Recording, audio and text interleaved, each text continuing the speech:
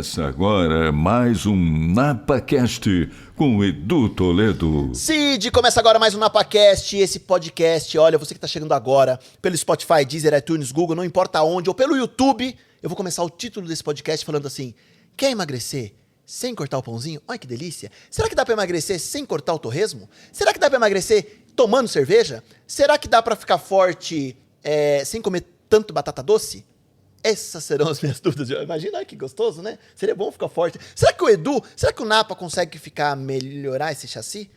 Tudo isso e muito mais hoje com o nosso bate-papo incrível com o Dr. Tiago Alcântara. Salva de palmas, Fê!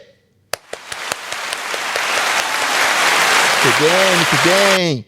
Antes... Nossa, Fê, que corte que você deu na palma, Fê. Tá tudo bem, Fê? Você tirou os aplausos assim? Meu, tá nervoso. Eu vou falar daqui a pouco que você tá comendo pão de queijo, né? É, eu sei disso. Antes de falar com o Dr. Tiago, antes de agradecer, eu preciso fazer um merchan da Manhu, meu Fernando. Coloque aí na tela agora o nosso Our Air SQ500, esse filtro que elimina, captura 99,995% dos vírus e bactérias do ambiente. Ou seja, você que tem um consultório como o Dr. Tiago, uma clínica, uma cafeteria, até 40 metros quadrados, para proteger os seus clientes, seus pacientes, inclusive o vírus do Covid. Esse filtro EPA que eles têm aqui é fantástico e elimina mesmo o vírus de gripe, de Covid, do que for, dando mais segurança para os seus convidados. Mostra qualidade do ar, temperatura, umidade. Tá verdinho ali é porque o ar tá com qualidade, vai mudando a cor, o ar não tá muito bom. Então, quer saber mais? O link está na descrição. Volta para mim, Fê. Tiagão.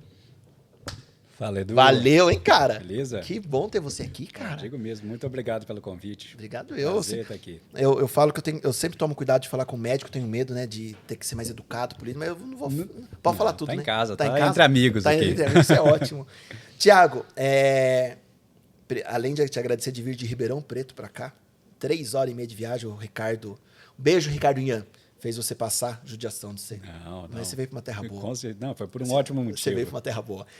Antes do bate-papo, a gente tem alguns parceiros que acabam presenteando os convidados, e não vai ser diferente. Então, Bragança é terra da linguiça, mas não temos nenhum linguiceiro para dar linguiça Verdade, mas vai dar linguiça, não dá pra você chegar pro convidado e falar: quer levar linguiça? É um negócio que não vai ser muito legal, não. Mas somos também a terra do café. Então, o Café Aromas de Bragança, um dos cafés mais premiados do mundo, te mandou um cafezinho aqui especial. Obrigadão, eu sou fã de um cafezinho, viu? Eu vi, chegou ali. A Chocolate Nicolate mandou umas trufas e uns bombons de caramelo aí também. Muito Chocolate bom. Nicolate. A Cervejaria Bragantina, a gente não vai beber agora, em função, né, vamos ter um papo com o médico, não vamos beber agora, mas tem uma cerveja para vocês levarem ali também. Depois eu prometi para a Thali, pra vocês levarem também. O nosso presente mais inusitado, marca na tela, Fernando. Total Grass, a marca nos maiores campos de futebol society do Brasil, homologados pela FIFA, enfim, os caras são fantásticos, são homologados pelo Ronaldo Academy, enfim, fazem grandes campos no Brasil, gramas decorativas, enfim, tal. Não puderam te dar um campo de futebol, mas te mandaram um tapetinho de grama artificial. Obrigadão. Numa cor estilosa aí, sei lá que cor que é essa. Que cor que é essa, Lu? É um marrom? É um bege? Total Grass, olha que diferente. Pra Thali foi preto. Aí, ó. Pro estúdio da Thali. Viu? Muito bem, muito obrigado. bem. E o nosso mimo, pode deixar aqui em cima na mesa, aqui estamos em casa. E o nosso mimo oficial, o bonezinho oficial do NapaCast, que não vende, não compra, não tá em lugar nenhum, é só pra convidado. É isso aí. Tanto que a Luísa não tem até hoje. Se um dia vier aqui, vai ganhar. Fechadíssimo, obrigadão pelos presentes. Valeu. Tiagão, vamos bater um papo legal. Eu acho que eu tenho inúmeras curiosidades para tratar contigo, mas primeiro, antes de entrar um pouco na sua vibe e ouvir um pouco do que você posta, do que você compartilha, eu acho que é algo que a moçada tá pedindo muito, seja para emagrecer ou seja para ficar forte, Sim. seja para ter um corpo ou não, melhor ou não. Mas antes disso, por que o Thiago se tornou médico, cara? Lá, foi pensando já nisso ou não era estética? Eu não vou falar estética. Não é estética, né? É saúde, Sim. saúde. Mas lá atrás, por quê? Bom, eu tive muita influência, acredito, do meu tio. Tem um tio que é cardiologista, né? Não sou filho de pais médicos, né? Meu pai é administrador de empresa, minha mãe é advogada. mas eu tenho um tio, irmão da minha mãe, que é cardiologista, e foi sempre muito querido na cidade.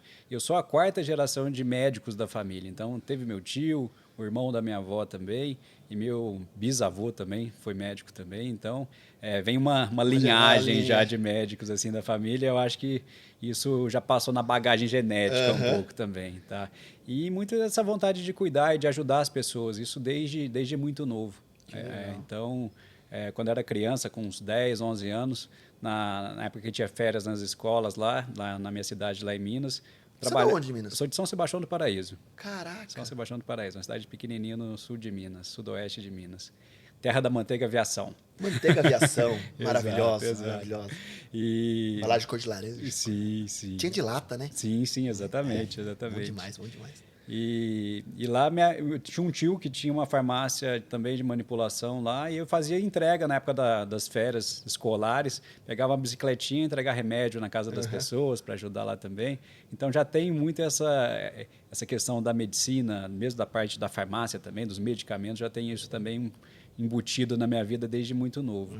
E essa ânsia por ajudar sempre as pessoas sempre foi uma coisa que mexeu muito comigo. Mas quando você entra para cursar medicina, você já pensa nessa linha...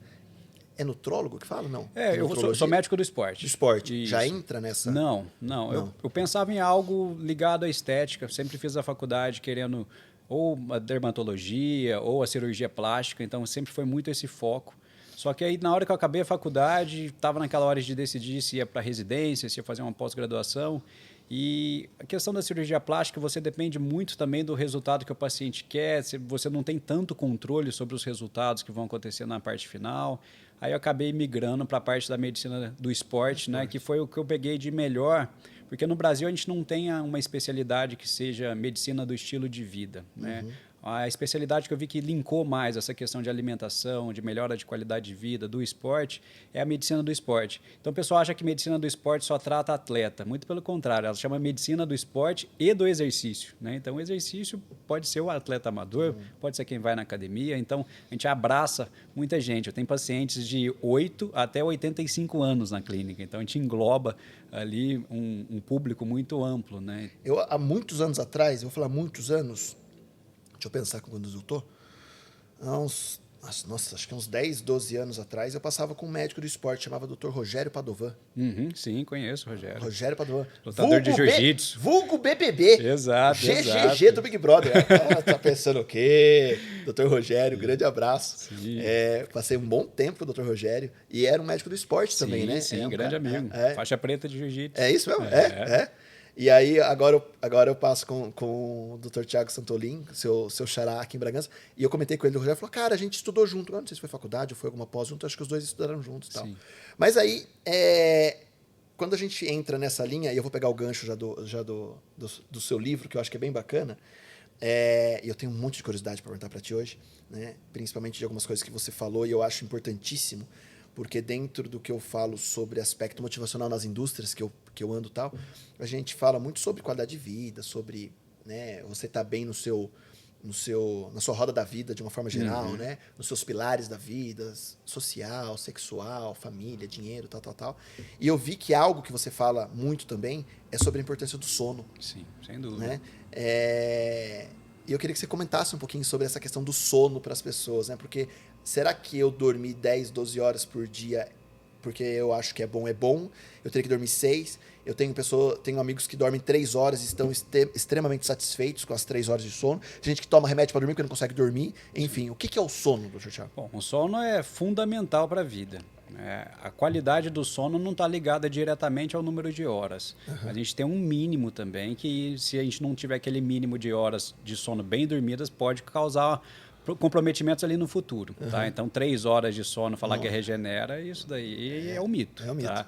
Então, segundo os estudos, a maior parte das pessoas precisam de pelo menos 7 horas de sono bem dormidas, né, para você conseguir regenerar o seu corpo. Tem ali 3% dessa população que consegue regenerar em 6 horas. Então, 6 horas de sono seria já assim Eu prefiro para umas minoria. 12. E não quer dizer que dormir muito também tem uma qualidade de sono tão boa, né? Porque a gente quer sempre a qualidade do sono, um sono muito picado, né? Um paciente que às vezes tem uma apneia do sono e fica roncando também, isso aí atrapalha a oxigenação, ele acorda cansado também. Então são várias variáveis que a gente precisa controlar, mas o mais importante, sem dúvida, é a gente melhorar a qualidade do sono. E isso é crucial para todo o nosso contexto de melhora de qualidade de vida, de hipertrofia, de emagrecimento, seja qual for seu objetivo, a qualidade do sono é algo que a gente tem que sempre bater ali em cima, né? Então, eu friso isso com todos os meus pacientes, ter qualidade? friso isso nas minhas redes. Bom, a primeira coisa que a gente tem que fazer, eu falo, é muito da higiene do sono, né? O paciente chega às vezes falando assim, Thiago, eu não estou dormindo bem, já vem tomando um tanto de remédio,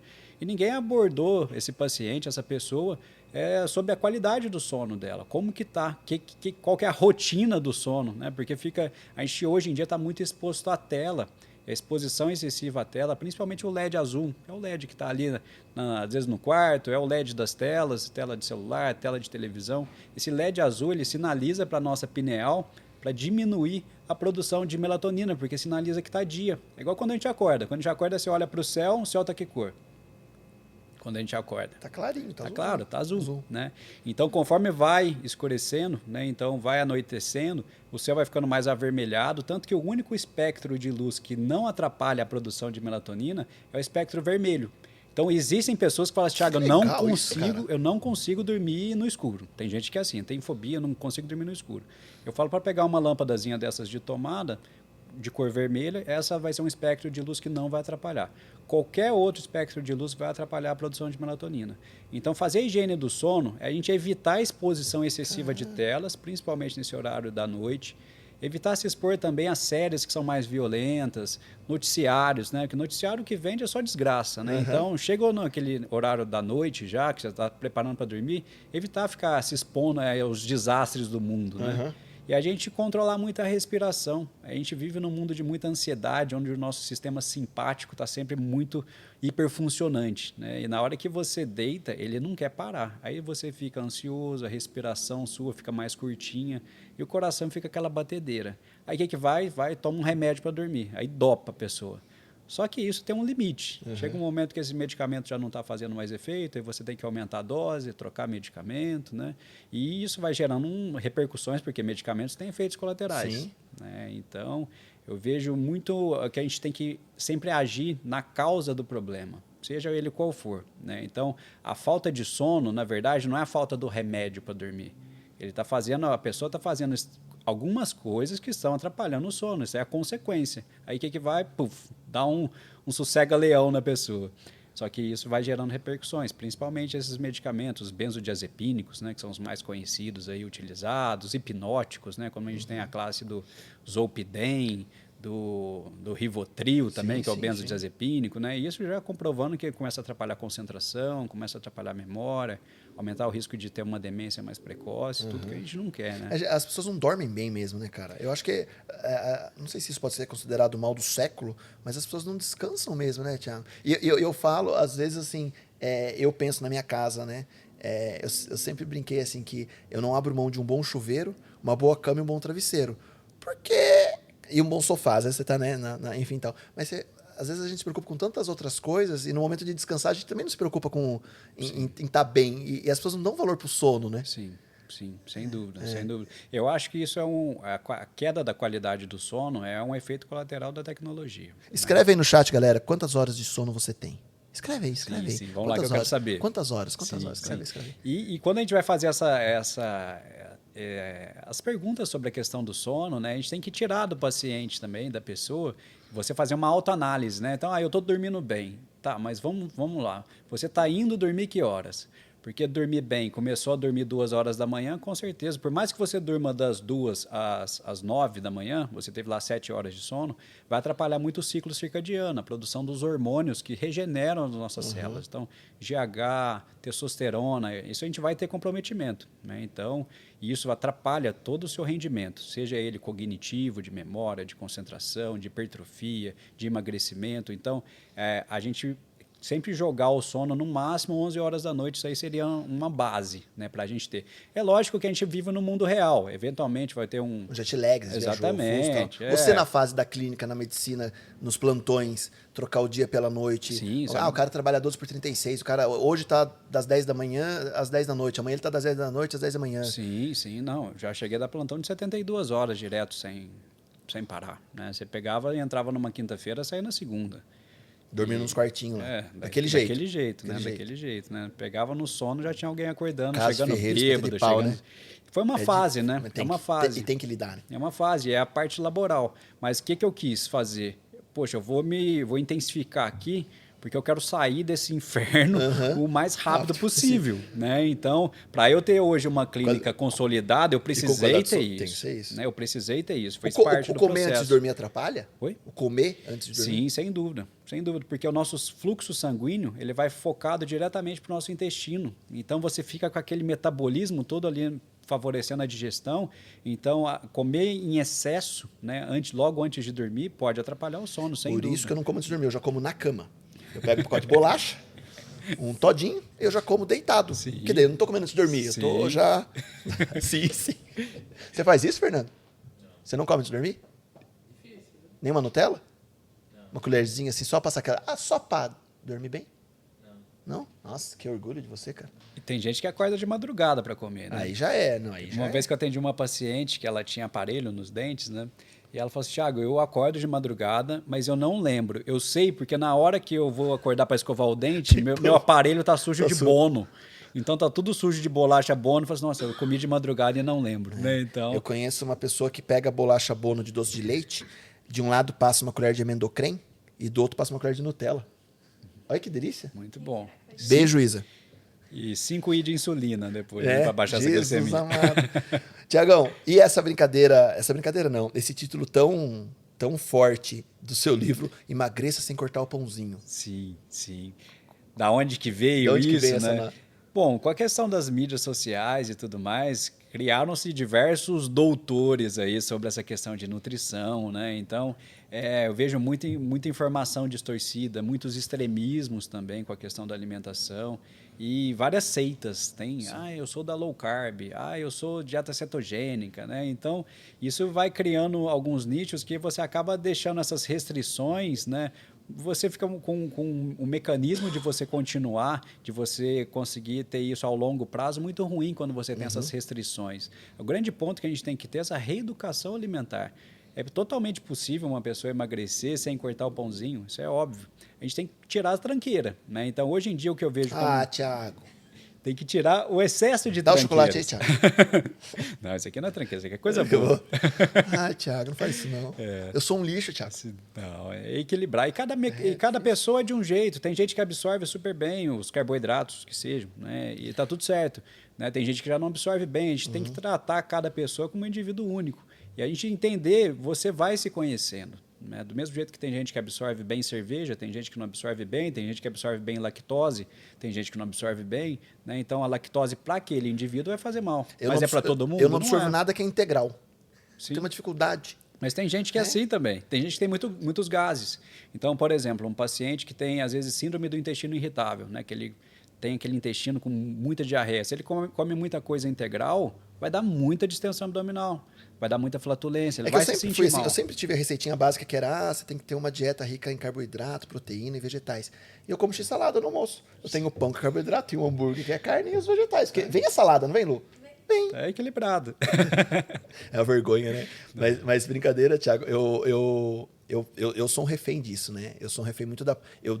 A minha muleta é falar que eu quero a praticidade. Mas uma vez eu ouvi de uma médica falando assim, Edu, acho que eu falei isso até no podcast, ela falou assim, Edu, se você tiver um princípio de infarto, seu corpo não aguenta. Porque você não tem estrutura para isso no sentido de se alimentar mesmo, você se alimenta mal pra cacete. E eu me alimento muito mal. Né? Eu falo que não é nem a questão de se alimentar mal, eu não tenho fome. Então, agora que eu tô bonitinho, agora eu tô seguindo a dieta, tem o meu aplicativo, a pessoa que que me atendeu falou assim, Edu, vamos... Falei, não coloca as coisas que eu não vou comer, porque daí tem que ser real também. Por isso que eu tô gostando do seu gancho do pãozinho. Sim. Porque, putz, eu gosto de comer o pãozinho, mas eu não preciso pôr o bacon, eu posso comer o o pão com ovo, né? Eu posso já é adequar. uma ótima escolha. Né? Sim. Eu posso adequar. Não preciso comer o pastel hidráulico, né? Sim. Come só óleo que escorre pro braço. Sim, Né? Dá pra, sim. né? Entre o real e o ideal tem que fazer o possível. Né? Porque Então é a gente tem que ver difícil. o possível. É o mundo real da pessoa. A difícil. gente falar no papel, né? O papel aceita tudo que você escrever Não, lá, tem- mas a não, pessoa tem que ver se E vai tem conseguir perfil que é colocar. disciplinado. Sim. Eu conheço um monte de gente que é assim, putz, o cara leva a marmitinha, o cara come lá a batata doce dele, Sim. come um peitinho de frango desfiado, não, ele come só os vegetais, só come arroz integral. Pô, que orgulho. Sim, Mas eu não sim. consigo. Sim. Né? E aí quando veio o seu tudo, eu falei, cara, eu acho que esse livro que não é nem emagrecer, é tenha uma qualidade de vida boa comendo pãozinho. Sim. Sim. E o gancho do livro foi falar de emagrecimento, né? Emagreça sem cortar o pãozinho, mas na verdade ele é um guia para melhora do estilo de vida da pessoa. A gente vai falar da parte da importância. Eu falo que a melhora da qualidade de vida ela é fundamentada em 5 pilares, né? Que é a qualidade do sono, atividade física, a alimentação, a parte hormonal e o seu ambiente. O ambiente importa também, então a gente não pode excluir esse fator. Né? Então, o ambiente que a pessoa está, a casa, a bagagem que veio, né, junto disso. Então, eu venho de uma família onde a maior parte da minha família está todo mundo acima do peso. Né? A dieta de qualquer pessoa em geral que vive em Minas, né, acorda de manhã é um pãozinho de queijo com requeijão. Leite com farinha de milho. Né? Ou pão com manteiga. Pão com manteiga. Né? Então, tem um cafezinho lá cheio de açúcar. No meio da manhã, às vezes, não come nada. No almoço é arroz, feijão. Quando tem salada, é batatonese, um pedaço de frango. Às vezes, mistura arroz, feijão e macarrão. Ai, né? que delícia, né? E Frango com maionese. sobremesa é um pudim. Né? E bebe um suco de laranja porque tá... É natural. É natural. É natural. Né? A minha família é de Minas. Eu Sim. brinco que a minha mãe nunca usou forno. Porque tudo é fritura, cara. Sim. Eu falo que a minha mãe... São 2 momentos na vida que ela usa forno no ano. Dia das Mães e no Natal que ela assa um pernil. Porque daí tem que assar o pernil, Sim. o quartinho de leitoa, Exato. no forno. Exato. Mas é só fritura. Então assim, é torresmo. Eu lembro que o som do almoço da minha mãe é o óleo. Sim. Né? Sim. Também tem essa recordação. Até aquela panelinha que é uma cumbuquinha, né? Carne de lata. Sim. Virar a carne... Quem não sabe o que é carne de lata, as pessoas armazenavam, como tinha geladeira, a carne do porco na gordura do porco. Então você vira aquela gordura inteira e faz aquele barulhão. Sim. Cara... Sim, sim. Então, E aí a vem gente os vem mitos- com essa bagagem, né? Então, a gente vem Isso. com essa bagagem toda aí. E se a gente não sai, né? Eu até falo, se a gente não levanta o nosso drone para ver de forma panorâmica que aquilo não é normal, a gente tem uma tendência à repetição. Então, quando a gente fala de estilo de vida, né? Fala assim, não, mas a obesidade na minha família é genético. Pode ter um fator genético, né? Essa bagagem pode existir, mas você consegue, através de mecanismos de epigenética, mudar a sua genética, né? Desde que você mude o seu estilo de vida. É lógico que, por exemplo, como eu já tenho essa predisposição na minha família, dos 2 lados, a minha escorregada ela vai causar repercussão muito maior do que talvez a sua, que você não tem uma predisposição. Então, eu só tenho que me adaptar com o que veio de bagagem para Mas não mim. precisa ser radical também, né? Sem dúvida. Você Os extremos se encontram, sabe? Eu falo que os extremos se encontram, os extremos são muito ruins, né? Mas Então, o Thiago, às vezes, é o chato da turma? não, de jeito nenhum. Pô, hoje vamos queimar uma carninha aqui e o Thiago não vai comer. Carne eu não como, já tem mais Ah, de você não 2 come- anos. Olha só. Eu não como carne vermelha. É eu de não sou família o negócio ali. A eu não Thali falou isso pra Sim, mim. sim. A Thali falou isso. Mas não foi nem por conta... Mas o doce, o açúcar... E que eu como carne branca, como frutos do mar, eu só não como a carne vermelha, né? E foi algo que, assim, não foi nem por... lógico que eu não tenho essa questão de não maltratar os animais, claro, Sim, né? sim. Mas foi até de uma história que a gente teve aí. Foi até um negócio muito marcante, que há um pouco mais de 2 anos atrás, teve um amigo nosso lá, que na época era até do mesmo escritório da Thalissa, que era o Juliano César, e ele faleceu no palco. Foi um negócio muito, muito marcante para a gente, né? Que ele faleceu na virada do ano. Então, estava fazendo um show, infartou e faleceu lá. A gente acordou no dia 1º de janeiro já com essa notícia, ficamos no velório dele o dia inteiro e tal. E aí, quando a gente chegou em casa de volta, já no final da tarde, o meu sogro estava assando uma carne mal passada. Eu fiquei o dia inteiro no velório. E assim, eu sou médico, eu estou acostumado até a lidar com isso, né? Mas depois disso, eu e ela tiramos a carne vermelha. Mas às vezes a gente aprende pela dor, né, Thiago? Sim. Que eu tenho ainda, né, muitos cálculos renais. Sim. E eu sempre fui viciado em refrigerante. E meu primeiro cálculo que desceu, acho que ele estava com 9 milímetros. e eu fiquei tomando morfina pra porcaria do cálculo sair, eu botei na minha cabeça que quem formou aquele cálculo foi o refrigerante. Sim. E eu peguei um nojo de refrigerante, mas de uma forma absurda, ao ponto de ir num casamento e o cara fazer um drink, e ele pegar um conta-gotas com uma soda e pingar, que faz parte do drink, e falar, o que é essas 3 gotinhas? Soda. Eu não bebo. De medo, Sim. mas é pela dor. Sim. Né? E muitas vezes a gente só aprende pela dor, mas muitos são... Como é que fala? Ai, caramba, esqueci o nome. Enfim, são errados porque são frouxos. Aprendo pela dor, agora eu vou adotar a postura, mas passa uma semana, eu volto. Sim. Né? Que são as dietas. Sim, Né? Às vezes sim. na palestra motivacional eu falo assim, qual que é o seu maior desejo no final do ano quando você faz um planejamento pro ano seguinte? Qual a primeira meta do brasileiro? Ganhar na Mega Sena da virada. Qual a segunda meta? Emagrecer. Porque acha que se engorda muito entre o Natal e o Ano Novo. Na verdade, se engorda muito entre o Ano Novo e o Natal do ano seguinte. Exato. Aí a pessoa começa, segunda toma chá verde, terça toma chá verde, aí quarta vai na feira e come pastel, já perdi a semana, quinta como lanche, sexta como pizza, mas segunda eu volto com chá verde. E fica esse efeito, né? Eu começo e não termino, Mas só hoje, foi só um deslize. Por isso que eu comentei da chatice, né? De não ser chato. Não precisa ser radical pra tudo, né, cara? E toda grande restrição tem uma tendência a gerar uma compulsão logo depois disso. A gente pega isso em geral. Né? Cria um filho todo preso em casa. Ele entra na faculdade, ele é o mais porra louca da faculdade, né? Porque ele foi criado em tanta restrição, na hora que ele teve aquele momento de liberdade, ele pega e estoura. Então, com meus pacientes, eu converso muito disso também, com a questão da alimentação. Né? É lógico que eu também não deixo o paciente totalmente solto, porque como a gente vê os exames, se o paciente está doente, eu quero que ele fique ciente da situação que ele está. Então, eu até faço uma analogia com a questão do cartão de crédito. Eu falo assim, hoje a gente está com o cartão de crédito estourado. Quanto menos a gente gastar esse cartão de crédito, você pode gastar. Quanto menos você gastar nesse cartão de crédito, melhor. Mas se você falar que vai chutar o balde no final de semana, isso pode causar repercussões que você vai pagar os juros em cima disso. Uhum. Né? Eu até faço uma brincadeira. É igual quando você chuta o cantinho da cama com o mindinho. Já chutei o mindinho mesmo, vou chutar os outros 4 dedos. Você não faz isso, pô. Então, vou comer um hambúrguer e pedir um refrigerante 0. Né? Hipocrisia, vou pegar um refrigerante normal. Pô, você fez tudo horrível, né? Ter colocado esse refrigerante normal junto do lanche, você aumentou, só para você ter uma ideia, né? A gente estava brincando na questão de Nutella que você falou. Uma latinha de refrigerante normal, né? Qualquer refrigerante desses normais, uma latinha equivale de carboidrato a 3 colheres de sopa de Nutella. O que é melhor, você comer só o hambúrguer sem nada, ou você comer o hambúrguer mais 3 colheres de sopa de Nutella se seu objetivo é emagrecimento? Eu tenho um amigo que ele come o hambúrguer, a coca e de sobremesa 6 colheres de Nutella. Tem gente que não tem salvação. Não tem salvação. Ê, Fernando, viu? Não, fala assim, Fernando. Eu não bebo refrigerante. É isso aí. Bebo todinho. Isso. Todinho. Bebia. Hoje a gente fez a despedida do todinho. Nossa, fala assim, o frigobar tá cheio de todinho. Tiagão, o que significa dieta pra você, cara? Dieta, eu não gosto nem muito dessa palavra dieta, porque tem um peso tão grande, né? Você fala assim, eu estou de dieta. Nossa, parece negativo. que você... É negativo. Exatamente. Eu falo, você vai fazer uma sugestão alimentar, né? Até quando a gente vai conversar sobre isso, olha, sua sugestão alimentar é fazer isso. Né? A pessoa, ela é parte ativa do processo. Quando você fala a palavra dieta, o que já vem na sua mente? A primeira coisa quando fala de dieta. Não posso comer. Quando que vai acabar? Quando vai acabar? Quando que vai acabar? Né? Então... Quando a gente está falando de mudança de estilo de vida, não tem hora para acabar. Por isso que aí esses momentos que você pode ter, esses momentos que você quer comer uma coisa que não seja tão saudável, está tudo bem, está tudo certo. O problema é quando isso vira rotina. Né? Então, quando vira rotina e isso começa a causar danos no seu corpo e você está doente, aí que eu entro para ajudar o paciente a sair. É um problema nosso. Né? Então, a vida inteira ouviu o dia do lixo, né? Pelo amor de Deus, pô. A gente tem refeição livre, né?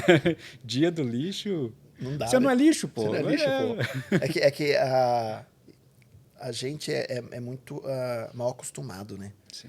E eu falo por mim, essas minhas crenças, eu saio para ir dar uma palestra. Tô no caminho, putz, hoje eu não vou conseguir comer no meio do dia.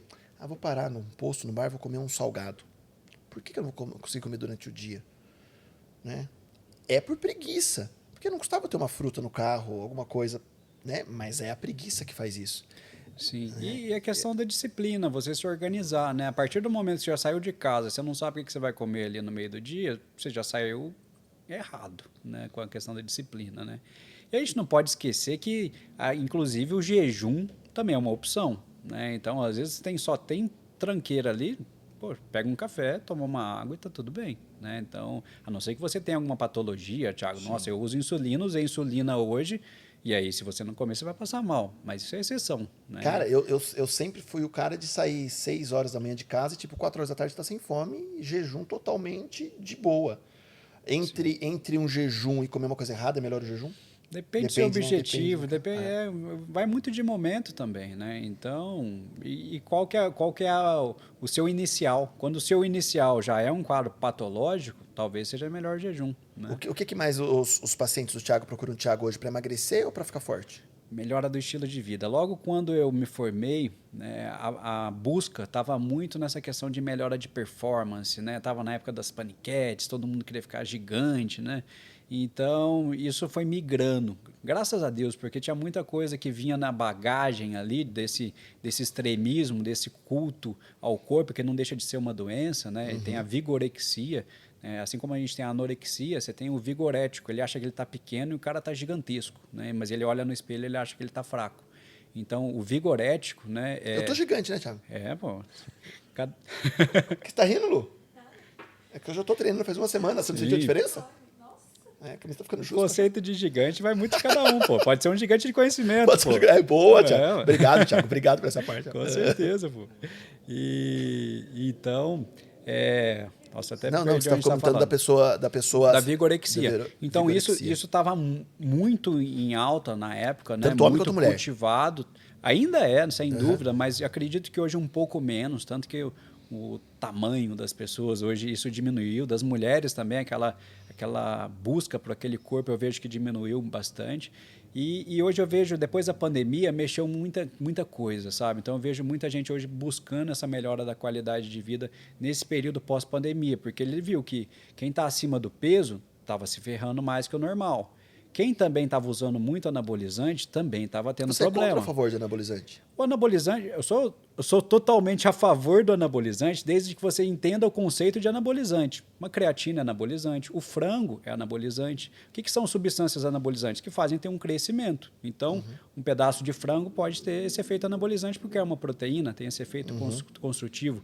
Quando você pergunta com anabolizante pensando em esteroides, né, pensando em uso de hormônios, recursos ergogênicos, vai depender muito do conceito de cada pessoa. Então, se eu estou vendo um paciente que está com uma deficiência de testosterona, eu sou totalmente a favor, desde que ele não tenha contraindicação, de instituir um tratamento com reposição de testosterona. Tem muito preconceito, até na parte médica, com essa questão da testosterona. Eu vejo isso como um tabu, o que é um negócio muito banal, porque quando você fala em deficiências hormonais, por exemplo, uma pessoa que não produz hormônio da tireoide, tem um hipotireoidismo. Aí vê os exames, vê que não está produzindo hormônio da tireoide, ela vai no médico, o que o médico vai passar para ela? Hormônio da Tireoide. Se o pâncreas da pessoa não está produzindo insulina, o que essa pessoa vai tomar? Sim. O que ela vai tomar? Insulina? Aí a pessoa não está produzindo testosterona, ela vai no médico, o que o médico passa para ela? Tríbulos, maca peruana, passa qualquer coisa, mas não passa o hormônio. Então, é um preconceito tão bobo com essa questão da testosterona. Mas o preconceito é por malefícios, por medo de consequência? Por desconhecimento. Desconhecimento. Porque É um tabu mesmo? Sim, é um tabu. E lógico que, falando de hormônio, as doses importam muito. Falando de qualquer remédio, né? A diferença de droga e remédio é a dose. Né? Então, quando a gente está falando de um paciente que não produz e você faz a reposição e deixa num valor fisiológico, só vai fazer bem. Você saiu do não produz para um triplo do que seria o normal, você vai causar problemas. Um paciente que não, uma pessoa que não produz hormônio da tireoide, você passa o hormônio da tireoide numa dose muito mais alta do que ela precisa, é até mais perigoso, porque ela pode ter uma arritmia por causa do hipertireoidismo, então isso pode matar a pessoa. Né? Então, os extremos são ruins. A gente só achar e colocar essa pessoa num equilíbrio, né? num balanço legal para a idade dela, sem dúvida, isso só vai trazer benefícios para a pessoa. Então, não vejo isso. É que por muitos anos foi cultivado essa questão do preconceito, principalmente falando de testosterona. Mas eu acho que muitas vezes, não sei se é algo errado que eu vou falar, talvez esse preconceito dos anabolizantes que foi porque eram usados de formas ilícitas, né? Você não tinha um médico do esporte, Sim. né? Então, existia um mercado das pessoas se aplicando em academias, aí você via aqueles casos, as pessoas, nossa, o cara morreu porque o outro aplicou errado. Então, opa, Sim. tem algo errado ali. Sim. Tem algo errado ali. Sim. Agora, quando você fala disso, né? E eu acho que é uma ressalva para a sociedade que está ouvindo o podcast, a gente está falando com um médico.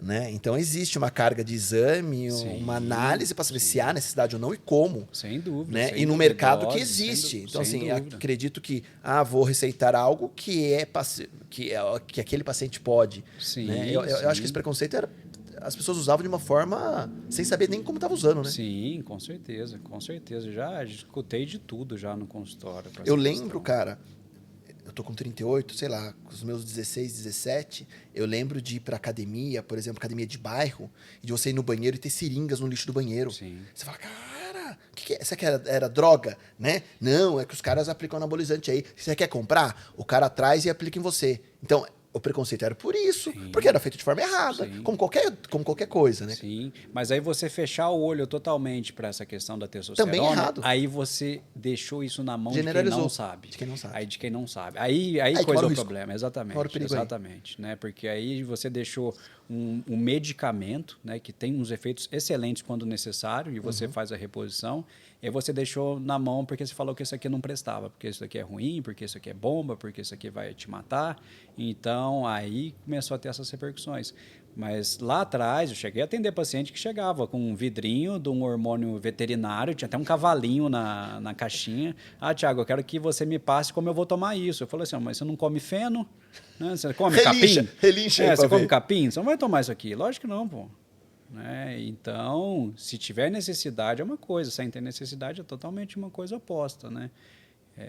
Assim como qualquer outro medicamento. Né? Eu faço até uma comparação com um remédio para pressão. Se eu tenho pressão alta e eu tomo remédio para pressão, minha pressão é boa. Se você tem a pressão baixa, você toma o mesmo remédio que eu tomei, você desmaia. Né? Então, não é para todo mundo. Né? Então, a gente tem esse critério, né? Mas também não demonizar isso, trazer isso para a mão do médico, trazer essa conversa que a gente está tendo com o médico. Essa conversa não existia. Não existia. Né? O médico já dava uma patada na primeira pergunta sobre isso. Né? Então, a gente orientar e conversar sobre os hormônios, sobre os recursos. Né? Dá para ter resultado sem? Óbvio que dá. Né? Então, quando tem essa questão da reposição hormonal, ela ainda é a cereja do bolo. Ah, minha testosterona está baixa, mas o sono está horrível. Ah, vou repor testosterona e vou continuar dormindo mal. O seu resultado vai ser pífio, vai ser muito pequeno. Se fosse grande, estava todo mundo gigante na rua. Sim. Porque tem um tanto de gente que usa anabolizante e não tem resultado nenhum. Né? Então, resultado muito pequeno. Às vezes até engorda, né? Foge do que ele quer. Né? Eu brinco que a gente vê muito na academia, né? Aqueles fordos, né? Fordos? Forte e gordo. Forte e gordo. Fordos é ótimo. Não faz dieta, Fortes. Tá dormindo mal, está se entupindo de hormônio. Comendo né? errado. Comendo errado. E tá daquele jeito, né? E aí isso aumenta muito o risco cardiovascular, sem dúvida. Hoje, para um estilo de vida no percentual, seja para emagrecer, ou seja para crescer, seja para uma dieta, para um físico melhor, indiferente da forma, qual o percentual em relação que você vê entre a prática do exercício e a alimentação? Quanto está esse percentual? Por exemplo, 90% do seu corpo vai ser o que você vai comer, 10% é o treino. Como que você eu vejo isso aí que tipo, o que é mais importante para você, seu braço ou sua perna? Não dá para ver isso de maneira isolada, né? Então, os dois caminham juntos. Aqueles 5 pilares que a gente conversou, né? Então, o sono, a parte hormonal, o treino, a alimentação e a modulação do seu ambiente. Né? Não adianta nada, você quer ter um ótimo resultado e você só está num ambiente onde ninguém está nem aí para isso. Né? Então, você vai ter que selecionar um pouco o seu ambiente.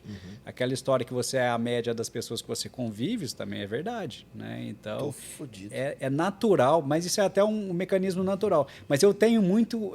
isso é até bacana, né? Esses pacientes devem estar depois... talvez eu vou até mandar esse vídeo para eles assistirem. Né?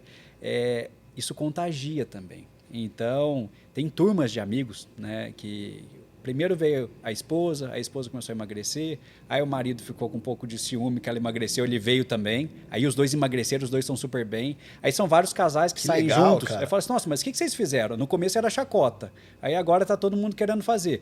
Aí veio a turma inteira. Ver um vício bom. E hoje o assunto da turma, né, essa melhora da qualidade de vida. E assim, eles bebem a cervejinha deles, saem, curtem, mas eles também têm o tempo da atividade física.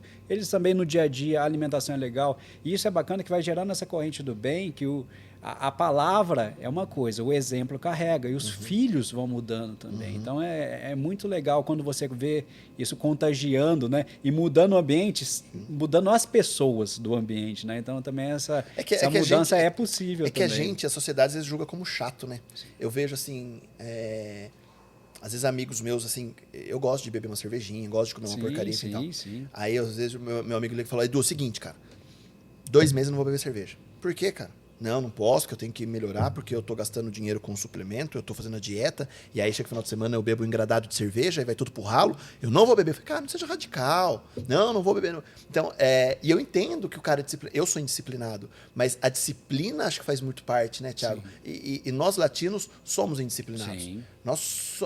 Você falou da brincadeira, quando vai acabar? Quando você fala da dieta, quando vai acabar? Quando entra um funcionário novo para trabalhar em qualquer lugar, fala, viu, aqui emenda feriado, o cara nem começou a trabalhar, estava desempregado, já quer saber. A gente é mais preguiçosão, mais indisciplinado.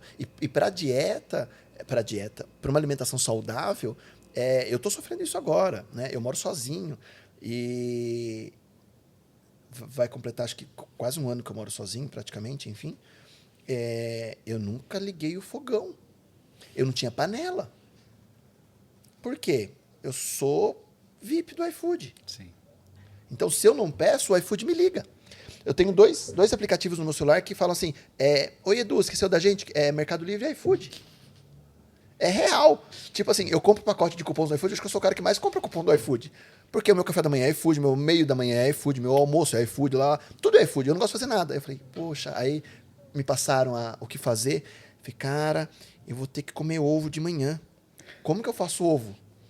E aí eu aposentei o fogão, comprei uma boquinha de indução. Sim. Falei, eu preciso de uma frigideira só, resolveu minha vida. Aí tô no ovo. Eu falei, e agora?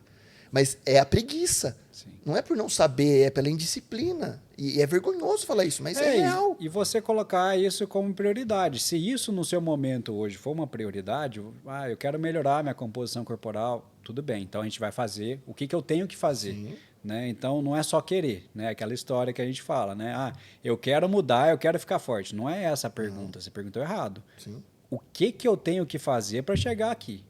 Né? Então, o que eu tenho que fazer, aí a gente está junto, a gente está conversando a mesma coisa. Porque só eu querer, eu quero ganhar dinheiro, eu quero ficar forte, eu quero emagrecer. Isso é muito fraco. Eu falei o que eu tenho que fazer para isso? Se eu preciso fazer esse ovo, beleza. E quando eu não tiver ovo? Porque às vezes eu esqueci de fazer a compra. Então, poxa, eu tenho lá um pote de whey que eu posso pegar lá e misturar e vai ter a quantidade de proteína necessária também. Uhum. Então, eu tenho uma intolerância ao ovo. Tem gente também que não gosta do ovo também. Então, você tem estratégias também que você pode... Eu botei minha estratégia agora, eu estou mirando no verão 2027. Verão 2027, corpinho novo na praia. Temos aí 5 aninhos. Sim, não precisa ter pressa. Mas eu acho que muito é disciplina, Thiago. Eu vejo muito isso na roda de amigos, eu acho que é bem legal isso, porque eu conheci a medicina esportiva pelo Rogério há 1000 anos atrás, há 10, 12 anos atrás, num auge, né? E aí eu falava assim, você passa com o quê? Eu falei, passo com um médico. Como assim um médico? Né? Porque existia um mito nisso. Sim, que total. médico eu passo? Não, eu passo num endócrino porque eu tenho problema. Não, eu passo num gastro, mas não num médico que estuda e pensa em relação a um estilo de qualidade de vida. Sim. E isso, para mim, é novo. Sim. Né? E você mesmo disse, né? Sim, sim. Tanto que, quando eu comecei esse ano, eu faço já 11 anos de formado. Né? Então, quando eu comecei e entrei nessa área, não se falava muito. Tanto lá em Ribeirão Preto, onde eu atendo, tinham 3 profissionais que atendiam isso. Né? Então, isso cresceu demais de um tempo para cá. E quando deu esse boom, eu já estava pronto. Mas eu estava pronto porque era uma área que eu sempre gostei. Então... Mas isso vem para contagiar de maneira muito positiva também. Eu vejo esse movimento com muitos bons olhos, porque a medicina tá mudando muito. Essa próxima revolução que a gente vai viver, da medicina vai ser assim um divisor de águas, vai quebrar muitos paradigmas. Muitas especialidades da medicina vão deixar de existir, né? Ou vai existir muito pouco. Por exemplo, radiologia. Né? A radiologia, que é quem dá laudo de ultrassom, quem dá laudo de tomografia. Com a questão da inteligência artificial, as máquinas vão dar esses laudos com maestria, ou vai ser uma pessoa que vai estar lá num centro que vai laudar todos esses exames. Então, são especialidades que já vão ter uma tendência a assumir. Né? Até a questão de... tudo que tem imagem, que você tem um anatopatologista, que vê questão de biópsia, né? Tudo que tem imagem, depois com a inteligência artificial... Tudo muda. Porque o médico pode estar cansado, pode estar virado do plantão. Como foi para você, né? na pandemia? Então, você fez os atendimentos online? Muito. A gente conseguiu migrar muito. Como foi essa experiência, cara? O primeiro mês da pandemia foi um mês um pouco de insegurança das pessoas, até pensando do ponto de vista financeiro também. Né? As pessoas não sabiam ali que ia ser aquele princípio de apocalipse, né? Que todo mundo fechado em casa e tal. Mas aí, logo no segundo mês, as pessoas começaram a se preocupar, porque eu estou em casa, estou comendo adoidado, estou bebendo adoidado, não estou saindo de casa, meu peso está subindo. Isso está me deixando mais doente. E aí, se eu pego uma doença que não tem tratamento ainda, tô ferrado. Né? Então, aí começou esse movimento, não, eu quero que a gente converse, quero que você me oriente a isso e tal. E como já é algo que a gente tratava desde muito antes, né? Então, a gente cultivar esse solo fértil do ponto de vista de emagrecimento, diminuir a inflamação do corpo, tratar algumas deficiências de nutrientes, vitamina C, vitamina D, são coisas que a gente já usa há muito e muito tempo, né? Zinco e tudo mais. Então, isso já deu uma bagagem para enfrentar qualquer tipo de doença. Não é que você vira um super-homem, mas você tem uma tendência a recuperar de qualquer processo patológico com um pouco mais de facilidade. Então, juntando isso com a questão de tentar se adaptar com uma atividade física em casa, do jeito que dava, né? Teve até um paciente, um senhorzinho, que ele diminuiu o tamanho do copo que ele estava bebendo de água.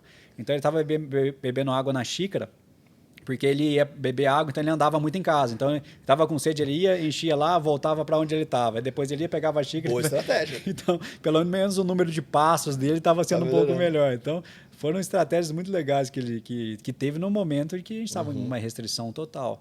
Né? Então, essa migração da minha área para a telemedicina foi super natural.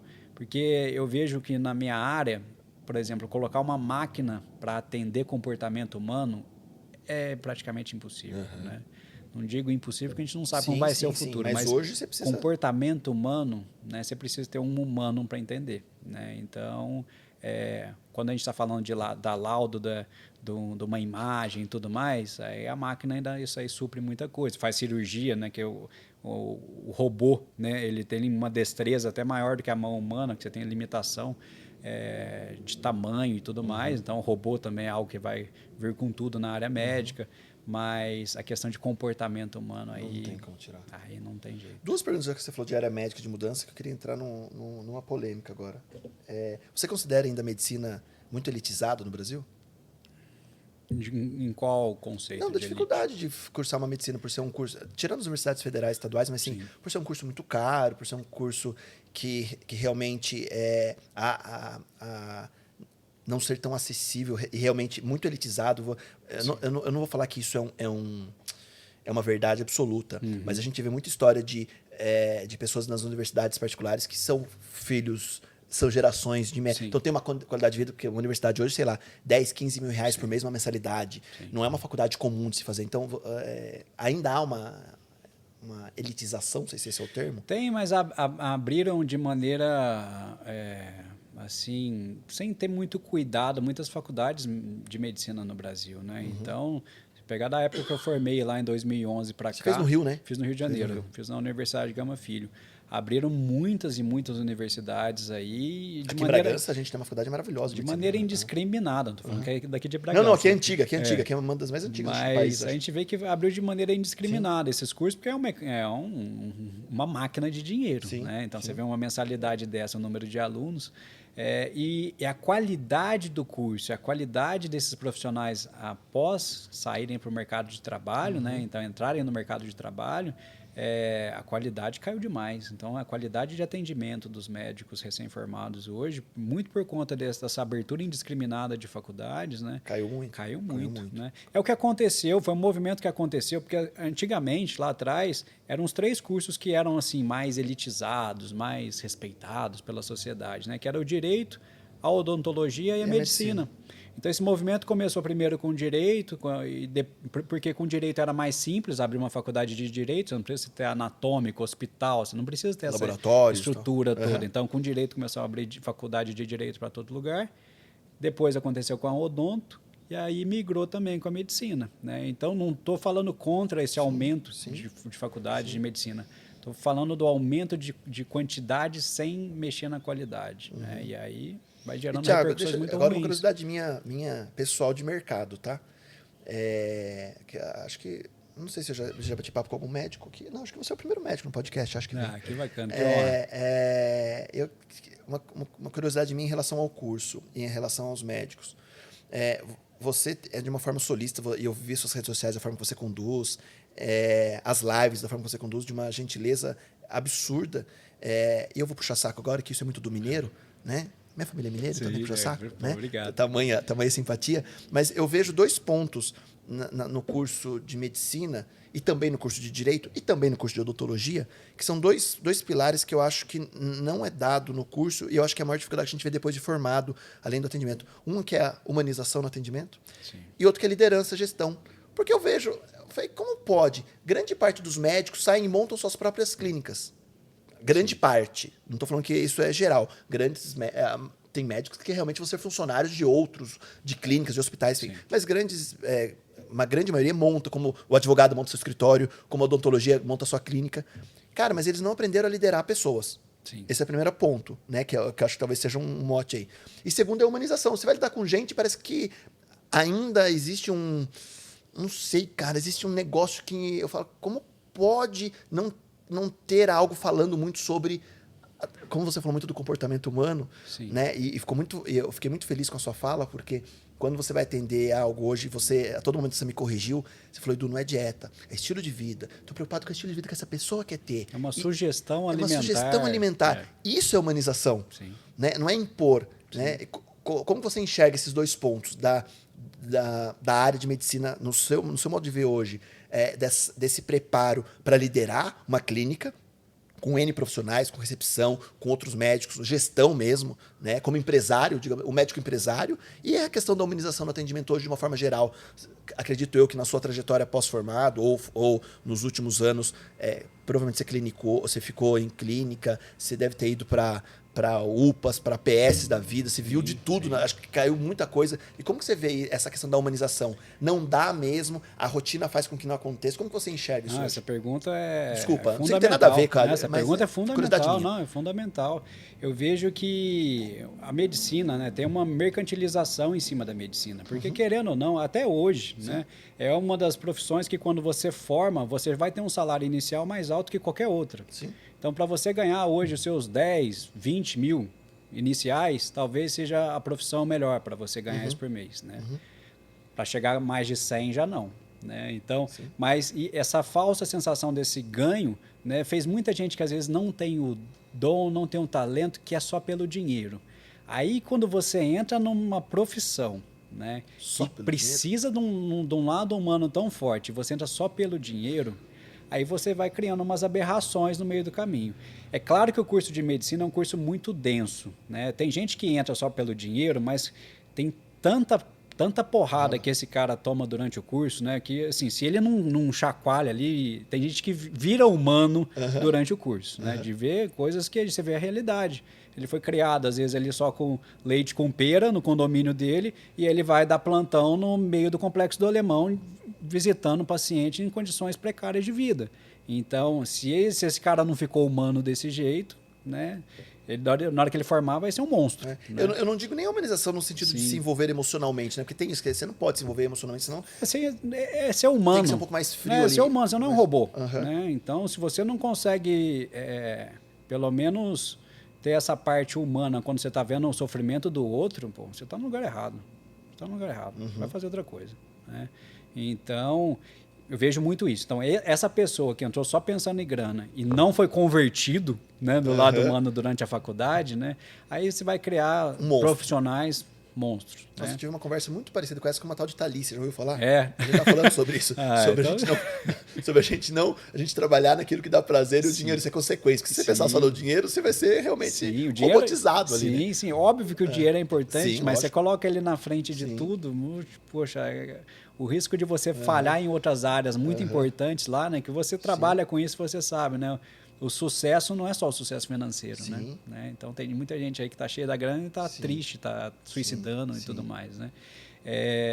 Então essa pessoa que mercantilizou, que quis só pelo dinheiro e não foi humanizado durante o curso, então essa pessoa aí pode ser que não se dê bem. Exatamente. Então, e a questão de gestão, que é outro assunto, sem dúvida, né? Então a gente foi criado para só atender SUS, né? Então é só para atender só para atender SUS e tá tudo bem, né? Mas o mundo não é só o SUS.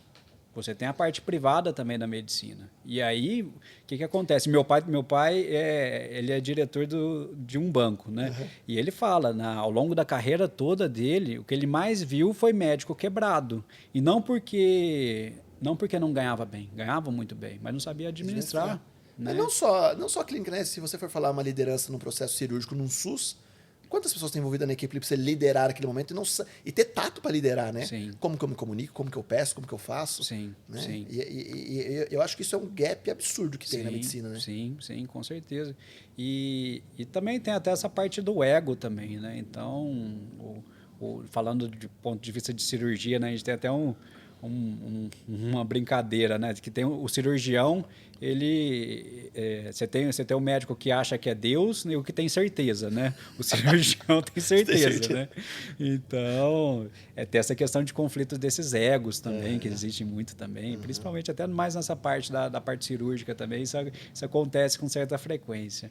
Mas, sem dúvida, essa questão da gestão de pessoas, isso é uma bagagem que eu tive que buscar fora. Né? Então, eu cheguei depois de um tempo já na clinicando e tendo expansões da clínica, eu tive que buscar essa parte de gestão com quem conhecia, porque é uma área totalmente diferente. Eu falo, teve uma conversa muito bacana que eu tive com outro colega médico, que é o Thiago Volpe, lá de São Paulo, e ele também teve essa dor, né, com a questão da gestão logo no começo da carreira dele, né? E a gente fala que é como se fosse uma especialidade médica nova. Por exemplo, eu atendo medicina do esporte, né, medicina esportiva. Se eu for começar a atender o oftalmo para mexer no olho, eu tenho que fazer a especialidade, eu tenho que estudar aquilo. Aí eu fiz medicina. Para eu aprender sobre gestão e administração, é uma outra história. Não vou aprender com curso de final de semana. Eu vou ter que estudar e fazer uma imersão em cima disso, né? E aí sim a gente vai criando essa mente mestra, né? Porque pegando um pouquinho daqui, um pouquinho daqui e crescendo, né? Porque quando a gente vê a carreira de um médico, lógico, você pode ter uma qualidade absurda, um talento absurdo, onde sua agenda é cheia o dia inteiro, a sua consulta você pode amanhã cobrar 10 vezes que você cobrava hoje, você faturar mais, mas a sua capacidade de empreendedor para falar, não, hoje eu tenho uma clínica com mais 10 médicos que eu administro. Ou seja, você tem que pensar na sua rentabilidade também futura. Amanhã eu não preciso mais atender. Hoje a minha clínica roda sozinho. Sim. Tem um livro muito legal, não sei se você já leu, chama O Mito do Empreendedor. Não. Nossa, recomendo demais. Chama O Mito do Empreendedor. Ele fala muito isso. Enquanto você é 100% técnico, ou 80% técnico e 20% gestor, o risco do seu negócio dar errado é gigantesco. Para não falar que é 100% que vai dar. Mas é perto disso, né? Então, você ser 50% técnico, 50% gestor, o seu negócio vai decolar. Esse seria um ponto ali para a gente ter ideal. Você precisa ter técnica, você precisa saber o que você está fazendo, né? Mas você também tem que saber gerir. A partir do momento que você só sabe o que você vai trabalhar para alguém. Ou lidar com pessoas. Exatamente. Ou você vai trabalhar para alguém, está tudo certo. Então, sou 100% técnico e trabalho para o João. Tá bom. Só que o João vai alavancar mais a carreira dele. Se você está satisfeito em ser 100% técnico, tá ótimo. Né? Só que, pensando em sucesso profissional, o outro vai ser mais admirado. Né? O quanto você viu... Eu falo que eu conheci as redes sociais na pandemia, né? Que é o grande vilão hoje, talvez, dos adolescentes, que é a comparação, é o padrão de beleza, é o padrão estético. Então, talvez um menino veja lá, putz, aquele cara ele tá fazendo academia, ele ficou forte, pô, eu quero ficar igual ele. Talvez a menina fala, nossa, olha que linda a maquiagem que essa menina comprou, ou olha o que essa menina faz, eu quero ficar igual ela. Aí o outro fala, olha, eu fiz uma série, minha barriga tá trincada, eu quero ficar igual ele. A rede social nos colocou frente a vários padrões falsos de beleza, que muitos se entregam de uma forma que vamos um pouco além, mas eu acho que os números não escondem, mas muitos adolescentes se automutilam, muitos entram em depressão, muitos tentam tirar a própria vida, muitos conseguem tirar a própria vida em função, muitas vezes, dessa comparação. Não só de padrão de beleza. Nossa, esse meu amigo, essa minha amiga faz uma coreografia do TikTok maravilhosa. Eu não consigo. Olha só, ela tem 1 milhão de views e eu não tenho nada. Olha, essa pessoa... Né? Então, assim, nós tivemos um boom nesses últimos anos desses estereótipos ou desses falsos padrões. E diferente do gênero, mas eu acho que a gente teve algumas coisas que nos bombardearam. Esse bombardeio fez crescer uma busca por um corpo melhor. Você vê isso junto aos seus amigos, às clínicas. E eu vou emendar numa outra dúvida. As pessoas que acham que podem ajudar os outros de forma exacerbada dentro das mídias sociais, a todo momento. Olha, tá vendo esse meu corpo? Vou te explicar como é que eu consegui. Mas você o quê? Nada. Sim. Eu sou um cara que faço atividade física, eu sou uma pessoa, um indivíduo que pratica academia, eu acho que eu me alimento bem. Você quer seguir? Esse é o meu método. Método Edu de como ficar forte. Método fulana de tal de como ficar mais bonita. Porque então surgiram... Eu não vou dar nomenclatura dessa pessoa, se ele é um influencer, se ele é um coach, se ele é o que seja. Mas surgiram aventureiros de todos os segmentos. Né? Eu gosto de música, eu vou te ensinar a ser cantora. Tá, mas você gosta de música? Você não tem experiência. Sim. Eu gosto de ver futebol, vou te ensinar a jogar futebol. Como? Você só assiste. Sim. E surgiram aventureiros nisso. Então, como que você vê esse contraponto das pessoas buscarem nas mídias sociais esse padrão de beleza ou de corpo e, ao mesmo tempo, na mesma sequência de um story que ela vê, nossa, olha, essa pessoa é linda, ela que bacana, olha, eu quero ser igual a ela. Olha que legal, essa aqui dança. Olha que legal, essa aqui treina. E aí vem um quarto stories de uma pessoa falando assim, eu te ajudo. Né? Você quer buscar o corpo ideal? Você quer se alimentar melhor? Vem comigo. O meu método, em 7 dias, você vai emagrecer 10 quilos e vai ter o abdômen perfeito. Sim. E você é o quê? Nada. Então me conte. Tem percepção disso. Sim, tem muita gente que fez aí, na verdade, um desserviço, né? Um desserviço. Saúde mental absurdo, né? Caiu lá. Sem dúvida.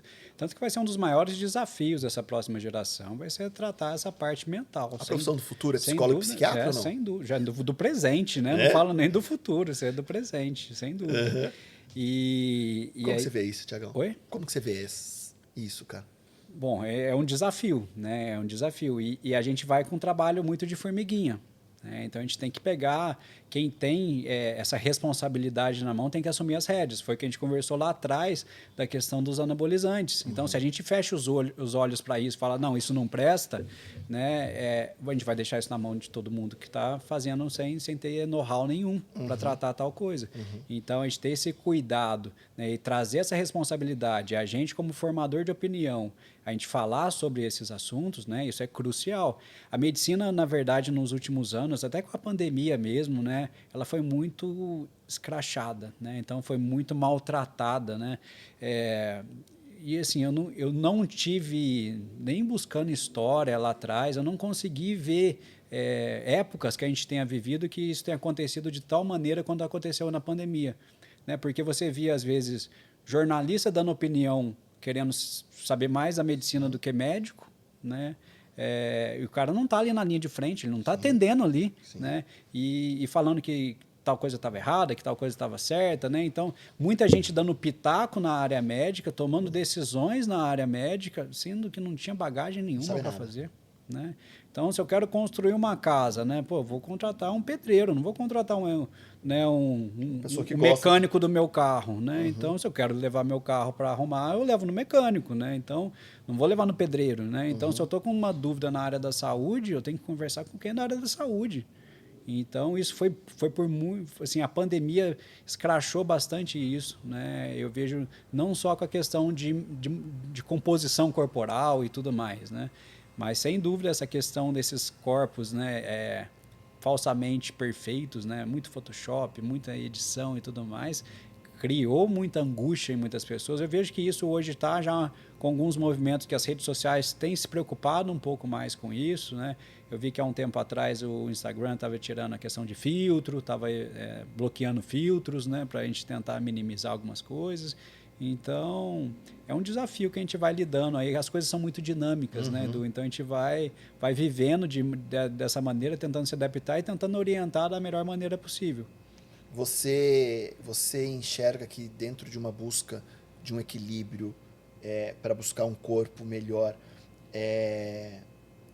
o quanto o psicológico, o quanto você faz dobradinha com o psicológico, realmente com essa preocupação como médico, não só de ouvir seu paciente num estilo de vida que ele deseja, mas o quanto você sente que às vezes você precisa orientar ele a procurar uma ajuda psicológica, mental, para que funcione melhor isso que ele está buscando. Sim, nossa, isso é frequente. A gente trabalha de maneira multidisciplinar, né? Não tem jeito. Muito do tratamento já começa na própria consulta. Eu tenho muito esse conceito em mente, eu falo muito sobre isso, né? O tratamento do médico, na mudança do estilo de vida da pessoa, não começa na hora que você carimba, começa na hora que o paciente senta na sua frente. É ali que já começou o tratamento.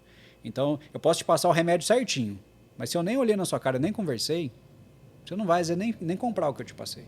Né? Então, o tratamento começa na conversa, a gente chama na anamnese médica, né? Na nossa conversa. E aí a gente entender todo o contexto, o paciente às vezes vem, a pessoa às vezes vem querendo uma coisa, e a gente vai conversando e ampliando tanta coisa, né, que fala assim, nossa, é isso. Né? É isso. Então, você veio ali, não é só qual o botão certinho apertar, vamos entender todo o conceito, né? E mapear a mente humana. Esse é um grande desafio que a gente tem, de fazer a pessoa se conhecer também. Né? Então, e isso a gente não faz com consulta de 5 minutos. Né? Então, porque as angústias desse indivíduo, né, dessa pessoa, a gente não sabe o que passa, né? Então, né, talvez eu veja um adolescente, indiferente menino ou menina, um adolescente que está sendo exposto a um julgamento de bullying, por exemplo. Olha, você tá mais gordinho, você tá mais gordinha, então, quero ver como é que você vai na piscina no verão com a gente. A pessoa fala, o que eu faço? Porque faltam 6 meses, e é a nossa festa de formatura, e aí eu não sou o mais popular, ou eu não sou o mais bonito, ou a mais bonita. O que permeia essas incertezas, essas angústias, para que ele busque essa ajuda médica, né? Eu acho que o psicológico é algo que pega muito. Sim, sem dúvida.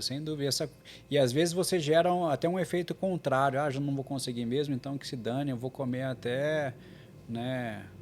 o prato, né? Então não é bem por aí, né, que a gente vai ter o sucesso no tratamento dessa pessoa, né? Então a gente entender, tentar compreender a dor do outro, né? A maioria das pessoas não come por fome, né? A maioria das pessoas não come por fome. Hoje o excesso de comida mata muito mais que a fome. Eu sei que fome existe, mata muito no mundo, mas o excesso de comida mata muito mais. Né? E às vezes você comeu, não foi porque você estava com fome, foi porque você estava ansioso, foi porque você dormiu mal. Né? Quando você dorme mal, a chance de você comer mais bobeira no dia seguinte é muito maior. Né? Então a gente volta lá naquele gancho que a gente conversou no começo, né? A importância do sono. Então quando você não regenera, você acorda, seu corpo quer energia. Só que ele queria energia, que ele queria que você descansasse, né? Para você ter mais energia de manhã. Só que você não dormiu bem. Aí ele perde energia. Aí você fica querendo comer carboidrato, que é fonte rápida de energia. Você quer comer pão, você quer comer doce. E isso dá uma falsa sensação de energia, que você se sente bem ali 1, 2 horinhas, mas depois te detona de novo. Né? E aí você vai ficando desse jeito, você vai sobrevivendo. Né? Então, a gente sempre conversar e tentar buscar os ajustes das causas é o nosso grande desafio para equilibrar toda essa balança. Isso gera um pouco também do que a gente fala do efeito sanfona? Que a pessoa começa, numa semana tá super bem, daí na outra semana já desanda e volta de novo. Sem dúvida, porque você não tratou a causa, né? O efeito sanfona é muito ligado aos medicamentos também. Então, ela está tomando remédio, né, mas não tratou a causa. Nem cirurgia bariátrica, não. O índice de reganho em 2 anos é absurdo, né, de peso. O cara, ele amputou um pedaço do estômago dele, né? Ele cortou um pedaço do estômago e mesmo assim ele não tem resultado. Ele emagrece, depois volta a engordar, com uma qualidade de vida muito pior. Thiago, porque não tratou aqui, né? De uma forma, nossa, tô cheio das viagens agora. De uma forma didática, assim, o que é a diferença de gordura e massa magra? Como que funciona isso pro organismo, assim? A gordura, ela deixa de existir? Como que funciona? Bom, a gordura em si, ela não vai gastar energia, né? Então, mas ela some? O que a gordura some. Some. Com certeza. Mas nesse do sanfona, por exemplo, em uma semana ela some e ela volta? Então, ela dá uma murchada, né? Então, ela murcha e depois ela enche de novo. Porque às vezes a perda de peso é muito rápida. Por Na isso que verdade, fala ele perdeu do muito mais sanfona. água, Por isso né? que esse Ele perdeu muito mais água, na verdade, né? Tá. Então, mas você queima a gordura, né? Então, o mecanismo de queima de gordura é baseado principalmente no déficit calórico. Então, você está gastando mais do que está ingerindo, o corpo precisa de energia, ele vai pegar lá seu estoque de gordura, vai virar ácido graxo, chega no seu fígado e vai fazer um processo chamado gliconeogênese, que é a formação de glicose, formação que vai ser energia, através de uma coisa que não é o carboidrato. Então, ele não está comendo, está tendo déficit, pegou estoque de gordura, vai para a corrente sanguínea, chega no fígado e isso aí vai virar energia. Então, é até muito comum, esse negócio é legal, porque tem paciente que às vezes num processo de emagrecimento, o colesterol dele dá uma piorada. Poxa, eu estou emagrecendo, eu mudei meu estilo de vida, meu colesterol piorou. O colesterol é fundamental para a vida, não existe, fala assim, nossa, meu colesterol é tão bom que é zero. Esse cara morreu, não tem colesterol zero, né? Então, ele mobilizou o estoque de gordura, essa gordura foi para a corrente sanguínea, chegou no fígado, eu dosei o sangue dele no meio do emagrecimento. Aí ele fica chateado, mas ele melhorou a glicemia, o triglicérides dele está mais baixo, a média de glicemia, hemoglobina glicada dele está melhor, ele sobe na balança, ele perdeu gordura na bioimpedância.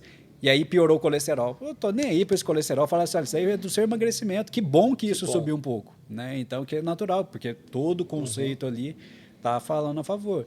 Então, essa gordura, sem dúvida, ela sai. Mas a frase que a gente ouve sempre, estou transformando gordura em massa magra, é real? Não. Não. Você tá, porque se fala muito, não se fala? Podia ter alguma coisa, um gelzinho que você passava, né? Não se faz isso. Ou aqueles aparelhos de abdominal, né? Que te dava choquinho, né? Vai abtoner.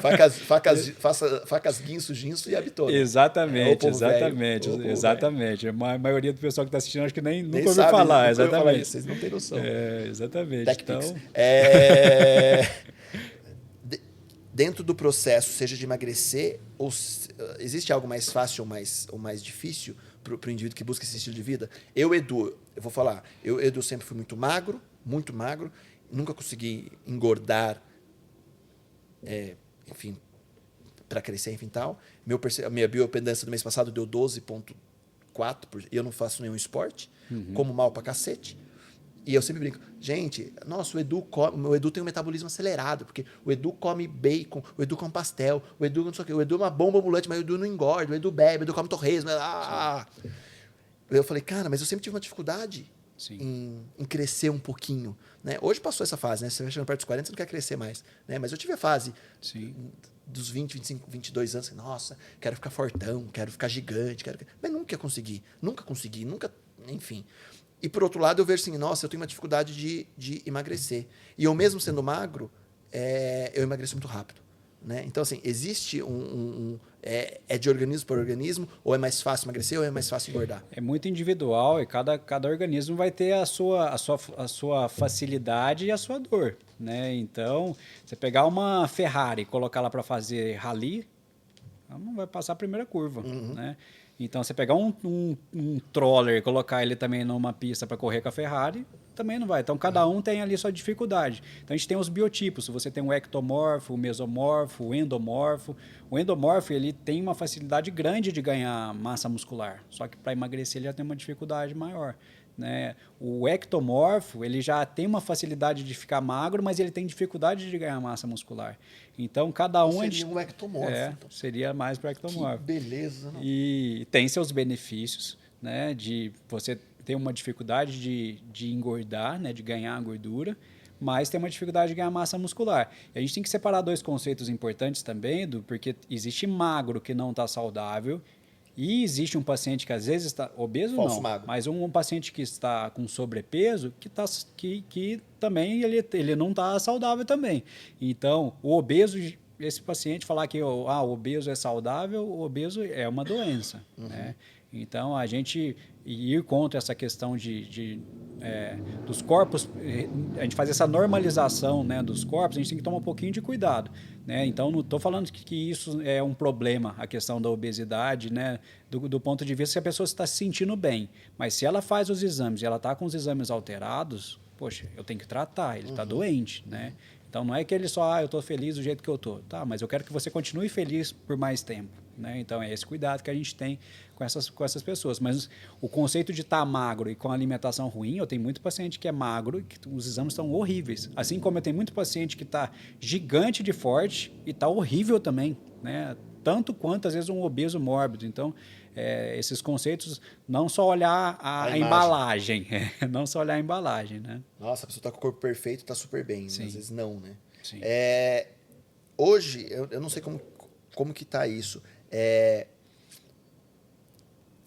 Dentro desse processo alimentar versus atividade física, se existe uma indicação para começar junto na adolescência, porque eu lembro que na minha época, falar que um garoto de 13, 14 anos estava na academia, falava assim, você não vai crescer, você vai ficar pequenininho, você vai ficar mirradinho, seu pescoço não vai desenvolver, você vai não sei o quê, tal.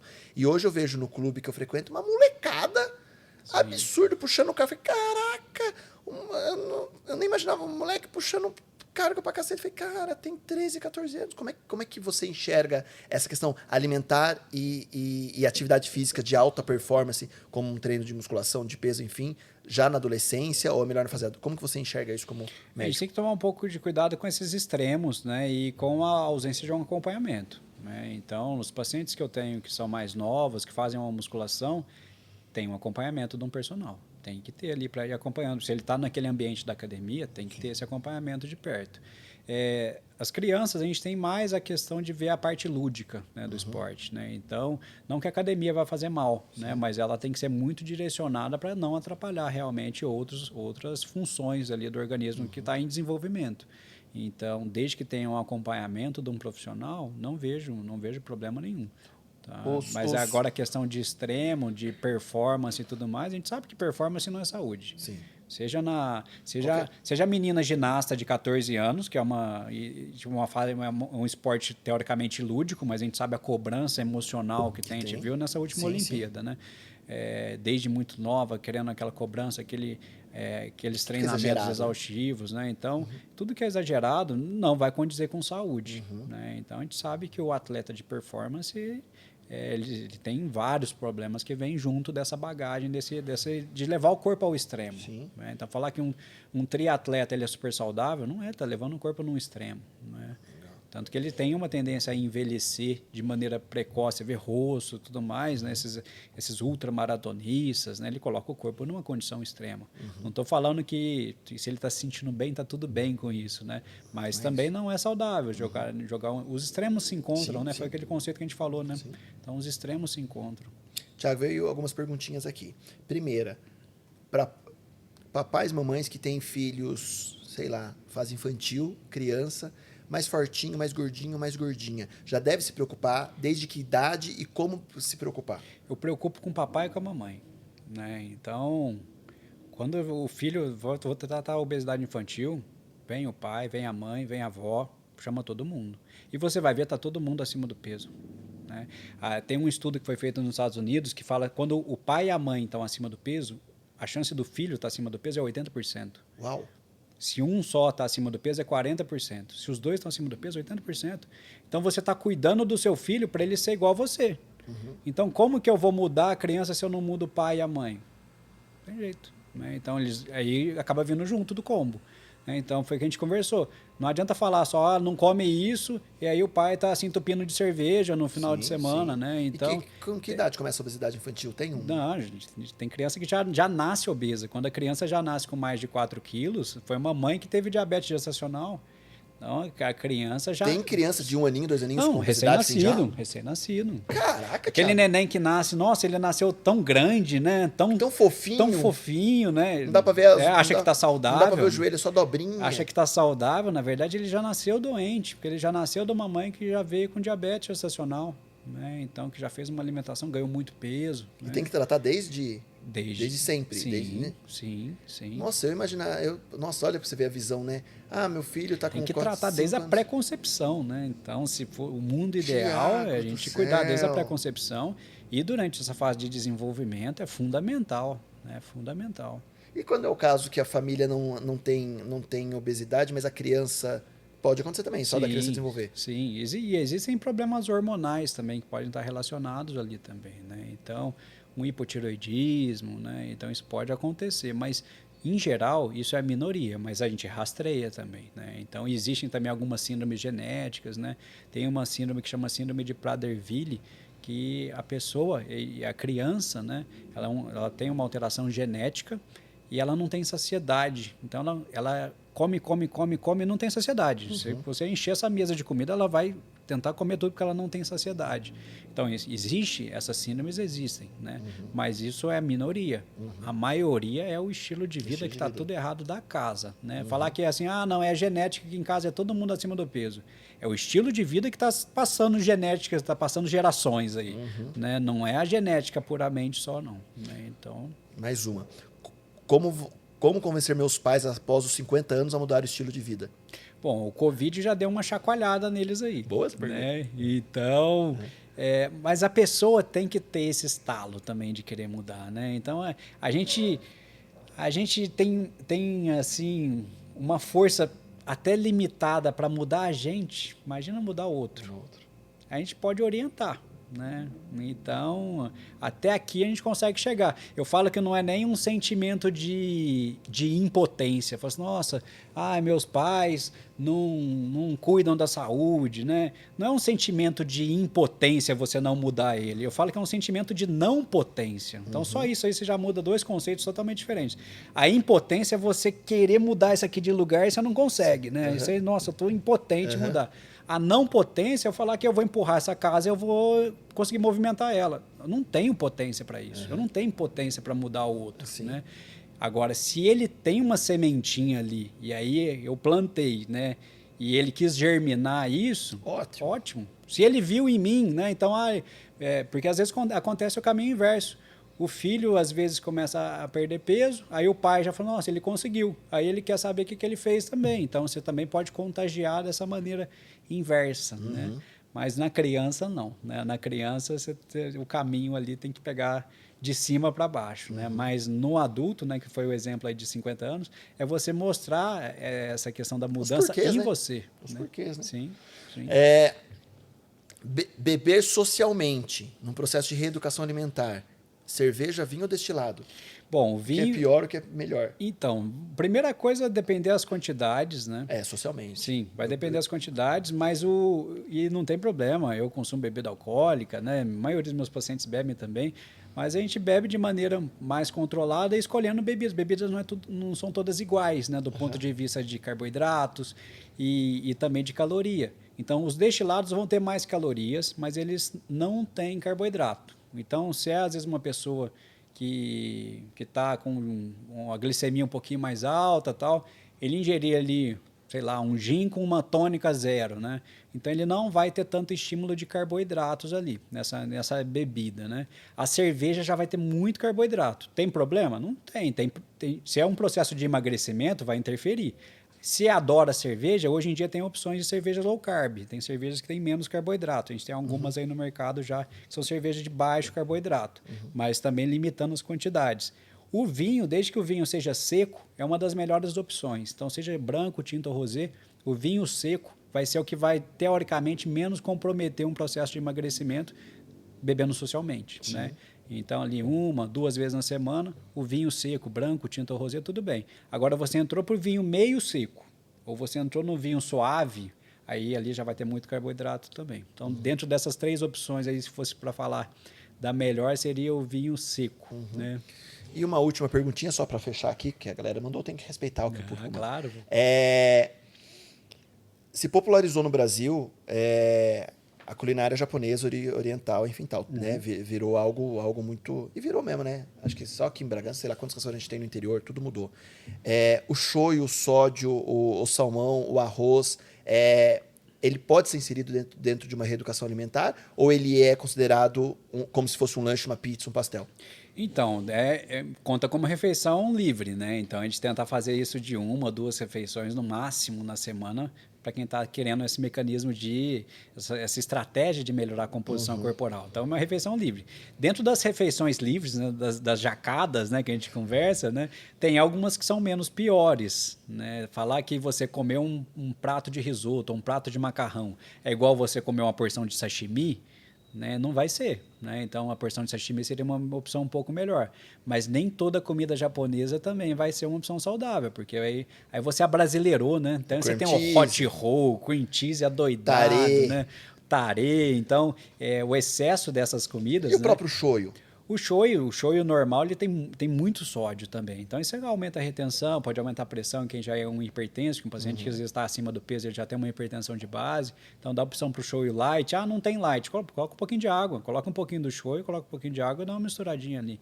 E dentro da comida japonesa, para quem está num processo de emagrecimento e quer comer a comida japonesa, é tentar fugir do arroz. Tá? Então, aí você tem um tepan com legumes, você tem o próprio sashimi, um temaki sem arroz. Então, são opções que você... Um carpaccio, né?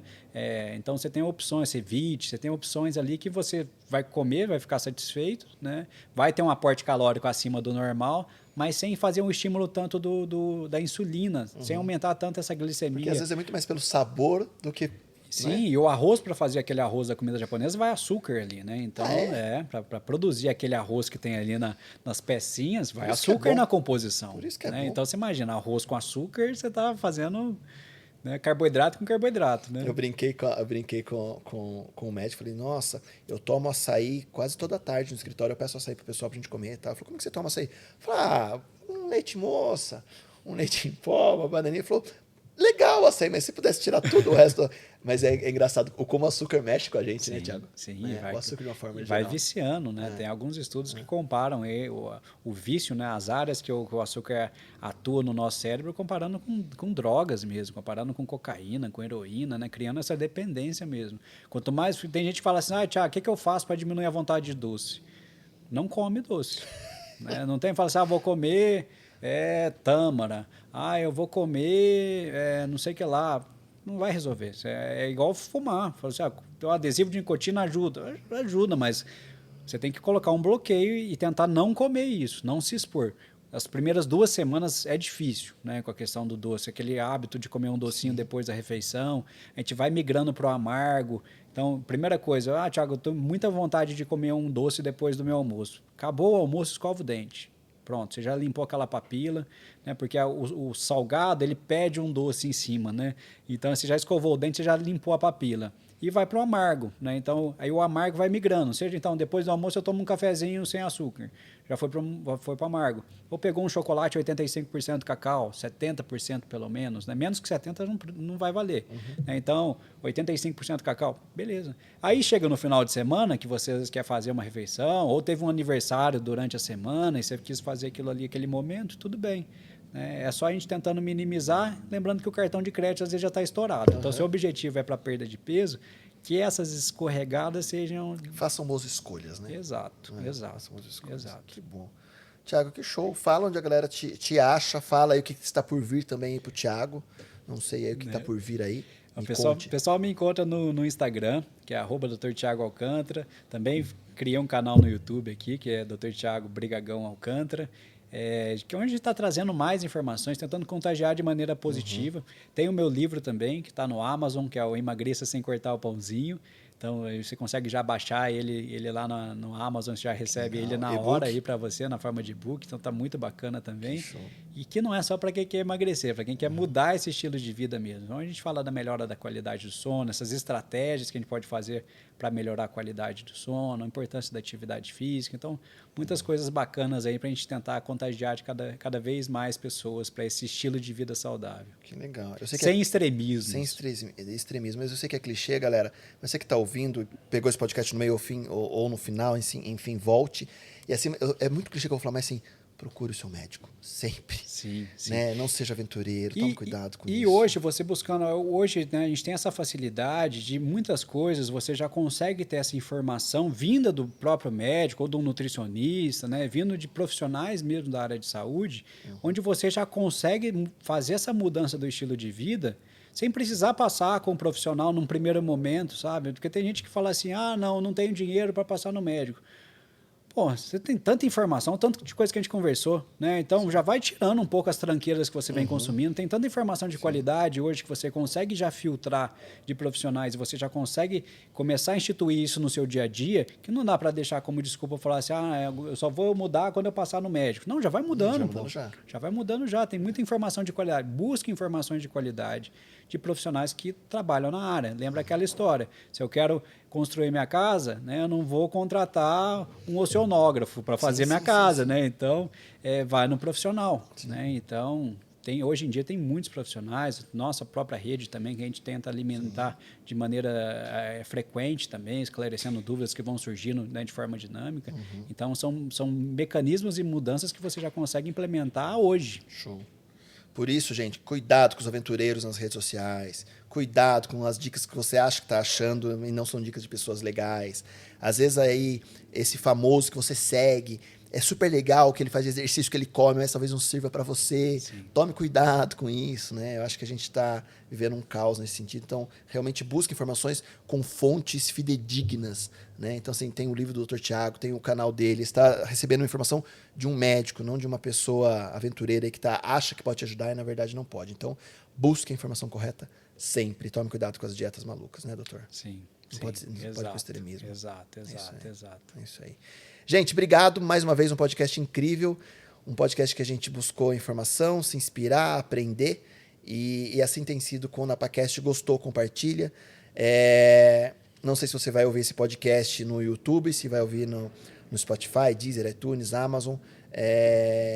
Ouça, né? Busque o nosso canal de cortes, busque o nosso TikTok. Os melhores trechos dessa entrevista estão lá no NapaCortes, está lá no TikTok, está lá no nosso Insta também. Mas, acima de tudo, acho que se você puder compartilhar e levar isso para mais pessoas, esse bate-papo com o Dr. Tiago, acho que é de informe publicitário quase.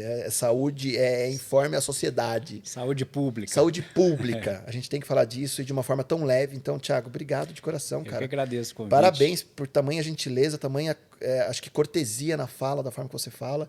Que papo leve e gostoso, cara. Eu que agradeço. Foi super bacana a maneira como foi conduzido. Tudo foi cara, muito legal. Que legal. E parabéns por estar tentando levar mais informação para a sociedade, não escondendo. Muita gente esconde informação e você está dividindo. Acho que isso é importantíssimo. Sim, obrigado por fazer isso. Obrigado mesmo. Valeu, galerinha. Até a próxima. E não perca o próximo podcast que está incrível. Beijo, beijo. Tchau, tchau.